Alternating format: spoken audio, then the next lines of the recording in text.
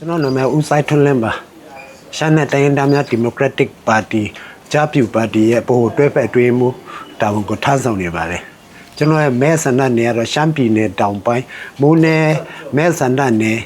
ကဖြစ်ပါတယ်ခင်ဗျာအခုငင်းချမ်းရေးဖိတ်ခေါ်နေတဲ့ NSPNC ကနေနိုင်ငံတော်ဘာပေါ့ကောင်းဆောင်တွေလည်းအများအားပြောနေကြတယ်ဒီလက်နက်ကင်လန်းစင်ကိုစွန့်ပါပြီးတော့ဒီပါတီထောင်ပါပြီးတော့ရွေးကောက်ပွဲဝင်ပါလွတ်တော်ကနေကိုလိုချင်တာကိုတောင်းဆိုပါလို့ဒီလိုအများအားကမ်းလှမ်းနေကြတကယ်လို့ဒါဒီတိုင်းဒါလက်နက်ကင်တွေပေါ့သူတို့ငြိမ်းချမ်းရေးယူမယ် NCA ထိုးမယ်ပြီးတော့ပါတီထောင်မယ်ဆိုရင်ဒီပြည်သူ့လွတ်တော်မှာဖြစ်ဖြစ်เนาะကျွန်တော်လွတ်တော်3ရက်မှာပါเนาะအနိုင်ရဖို့ဆိုဖြစ်နိုင်ပါမလားတိုင်းဒါလူနည်းစုတွေကဘယ်လိုနည်းနဲ့မှတယောက်စနှစ်ယောက်စပေါ့ကျွန်တော်ကြည်တာကအဲ့လောက်ပဲရနိုင်ချေရှိတယ်ဒီအစိုးရအဖွဲ့မှာပါဝင်နိုင်မလားအခုကဒီလိုကတ်တက်လိုက်တဲ့အတွက်ပါတီထောင်မှာဆိုတိုင်းဒါလက်နဲ့ကံအဖွဲ့တွေကထောင်မှာပြီးထားတော့သူတို့ရဲ့ဥက္ကဋ္ဌတွေကောင်းဆောင်တွေကဟောပွဲရလားသူတို့ငယ်ငယ်တွေကနေဒေါ်လာရေးလန်းစီကိုသူတို့လိုက်ခဲ့တယ်ပညာကသူတို့က10တန်းမှမရောက်ကြတာအဲ့ဒါဆိုရင်ကောင်းဆောင်တွေကကောင်းဆောင်နေရာမှာမနေရတော့ဘူးနာကလည်းသူမဖြစ်နိုင်ဘူးဘိုးကော်မတီလည်းမဖြစ်နိုင်ဘူးအဲ့ဒါကြောင့်မလို့ဒီလိုကန်တက်တဲ့ချင်းဟာ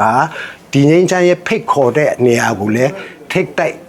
တွေ့နိုင်တဲ့သဘောမျိုးရှိတယ်အဲ့ဒါကြောင့်မလို့ဒါလုံးဝမဖြစ်သင့်ဘူးလို့ကျွန်တော်တို့ပါတီအနေနဲ့ဒီလိုသဘောထားရှိပါတယ်ခင်ဗျလွတ်တော်ကိုယ်စားလှယ်တယောက်ဆိုဥပဒေပြုရမယ်ပြည်တော်စုအဆင့်တွေလေအားလုံးပွဲရဆိုရင်တော့ကောင်းပါတယ်ဒါပေမဲ့ကျွန်တော်တို့တိုင်းပြည်ချင်းတွေကအဲ့ဒီအဆင့်တက်မဖြစ်သေးဘူးဗျကျွန်တော်နောက် generation တွေကြာတော့လှုပ်ပါအဲ့ဒီချိန်ကြာတော့ကျွန်တော်လက်ခံနိုင်ပါတယ်ခုချိန်မှာဆိုရင်ကျွန်တော်ပြောမယ်နော်ကျွန်တော်ကပွဲရ၄နှစ်တာကျွန်တော်ပညာတူတင်ကြားခဲ့တဲ့ကျွန်တော်ရဲ့တငယ်ချင်းတွေတယောက်မှဒီနိုင်ငံကိုလောကမှာမရောက်လာဘူးစိတ်လက်မူစားကြဘူးသူတို့အလုံးနဲ့သူတို့ပဲနောက်အချို့ကြတော့လေအရာရှိရာခံတွေဖြစ်သွားကြတယ်ဝန်ထမ်းတွေဖြစ်သွားကြတယ်ဝန်ထမ်းကြတော့တခါဒီပါတီနိုင်ငံနဲ့ကင်းရှင်းရမယ်ဆိုတော့ပဲမလဲပွဲရနောက်ပြကျွန်တော်ပြောချင်တယ်ဒီပြည်တော်စုလွတ်တော်เนาะပြည်သူ့လွတ်တော်ဆိုရင်ဟိုပါပေါ့ဖွဲ့စည်းပုံရတွင်330ရောက်လို့တယ်ပြီးတော့တိုင်းဒေသကြီးနဲ့ပြည်နယ်ကြရင်တော့တမြို့နယ်ကို2ရောက်ဆိုတော့660ဖြစ်မယ်ပြီးတော့မြို့သားလွတ်တော်ကြတော့တနိုင်ငံလုံးဆို168ရောက်ပြီးတော့ဒီတပ်တော်သားကိုယ်စားလှယ်ဆိုလည်းတို့လည်း160ကျော်ပဲနဲတဲ့ဟောအေးသွက်မဟုတ်ဘူးဗျဘယ်မှာတော့ရှာကြမလဲကျွန်တော်ပြောတာကမရှာနိုင်ဘူးစိတ်လည်းမဝင်စားကြဘူးပညာတတ်ဆိုခက်များများကကိုယ်စီးပွားရေးကိုရှာကြတယ်နိုင်ငံရေးလုပ်လို့ရှိရင်ဟောပေါ့အဖမ်းခံရမယ်ထောင်ကျမယ်ဆိုတဲ့အတွေးမျိုးကတို့ဦးနောက်ထက်မှရှိနေတာကျွန်တော်တို့ကတကယ်ကိုဟောနော်ပြည်သူလူထုအကျိုးကိုကျွန်တော်တို့ကတကယ်ထိုင်းရွက်ချင်လို့ကျွန်တော်တို့ကဘာပဲဖြစ်လာကျွန်တော်တို့ကယူမဆိုင်ဘူး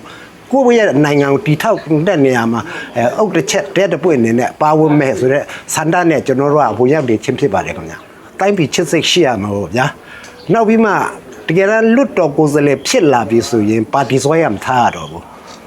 နောက်ပြီးမှဟောပေါ့ဒေတာဆွဲလည်းမထားဘူးလူမျိုးဆွဲလည်းမထားရဘူးပုဂ္ဂိုလ်ဆွဲလည်းမထားရဘူး